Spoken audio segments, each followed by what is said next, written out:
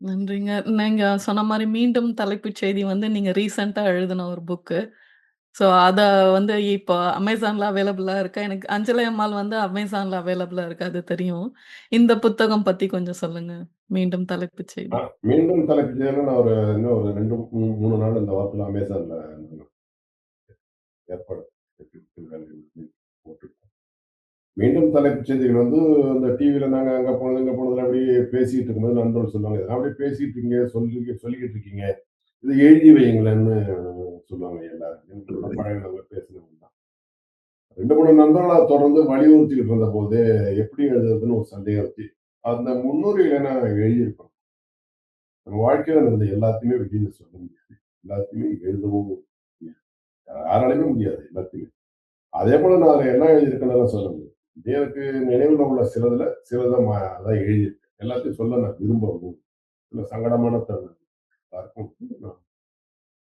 அத எழுதும்போது சரி, ஒரு கட்டுரையா எழுதுனா அது வந்து நெறைய பேருக்கு சென்றடையாது. அதே அஞ்சலை மாருதி பின்பற்றின ஃபார்முலா தான். ஒரு கதையா, நாடகமா எழுதுனா நல்லாருக்கும். அப்பதான் படிப்பாங்க மக்கள்ன்னு. அப்படி எழுதும்போது எங்க ஆஃபீஸ்ல நெறைய பெண்கள் நிருபர்கள்லாம் இருந்தாங்க. அவங்கள பத்தி பெயரிட்டு எழுதுனா தப்பா போயிடும் அவங்களுக்கு. ஒரு பொதுவான ஒரு பெண் கேரக்டர் அதுல சரண்யான்னு இருக்கும். என்ன படிச்ச நெறைய பேர் யார் அந்த சரண்யாங்கிற பொண்ணு? சரண்யாங்கிறது ஒரு கற்பனை பாத்திரம். ஒரு கதையில ஒரு பெண் பாத்திரம் இருக்கணுங்கிறதுக்காக உருவாக்கப்பட்ட ஒரு பாத்திரமே தவிர, அது பல பெண்களுடைய ஒட்டுமொத்த உருவம் தான் அந்த சரண்யாங்கிற ஒரு கேரக்டர். அப்புறம் ஒரு கதையா சொல்லலாம். நம்ம பேர்லயே கதையா இருந்தா நல்லா இருக்காது. நம்மளே நம்மள விமர்சிக்கிறாங்களோ! சொல்லிட்டு வேற ஒரு பேர உருவாக்கி, வீரான்னு ஒரு கேரக்டர் உருவாக்கி, அந்த கேரக்டர் தான் எல்லா வேலையும் செய்யறது போல அந்த எழுதணும். அத நாங்க எழுதிக்கிட்டே இருந்தோங்க. நெறைய இருக்குங்க. இப்பதான் நெறைய நிகழ்வுகள் வந்து ஞாபகத்துக்கு வருது. எவ்வளோ முக்கியமான நிகழ்வுகள்லாம் அதுல விட்டுட்டோம்ன்னுட்டு. அதுவே நான் ஒரு 702 பக்கம் எழுதி பாதி வெளில எடுத்துட்டு ஒரு 500 பக்கத்துக்குள்ள கொண்டு வரணும். 500 பக்கத்துக்கு மேல ஒரு புத்தகத்த அச்சுல கையில வச்சுட்டு படிக்க முடியாது. பெருசா இருக்கும். வெயிட்டா இருக்கும். 500 பக்கமே கொஞ்சம் அதிக அதுவே பெரிய வெயிட். சரின்னுட்டு பாதி விஷயங்கள விட்டுட்டு அத எழுதுனேன்.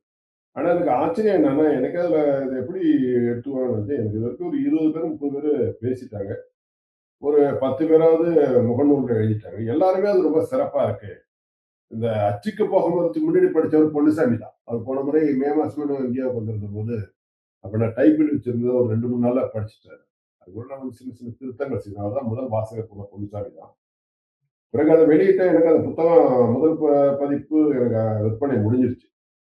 ரொம்ப ஆச்சரியம் 2, 3 நண்பர்ட்ட சொன்னபோது ரொம்ப வியப்பாயிடுச்சு அவங்களுக்கு. என்னங்க அவ்வளோ சீக்கிரம் வித்துருச்சுன்னு. டெய்லி ஒரு 10 பேராவது புத்தகம் கேட்டு அந்த பப்ளிகேஷனுக்கு அப்ளை பண்ணிக்கிட்டே இருக்காங்க. பணம் அனுப்பிக்கிட்டே இருக்காங்க. அது எப்படி நடந்ததுன்னே தெரியல எனக்கு. அப்புறம் அதுல வந்து விறுவிறுப்பா எழுந்தது தான். அது எல்லாருக்குமே பிடிச்சது அதனுடைய விறுவிறுப்பு தான். 2வது அவங்களுக்கு தெரிஞ்ச அரசியல் நிகழ்வு.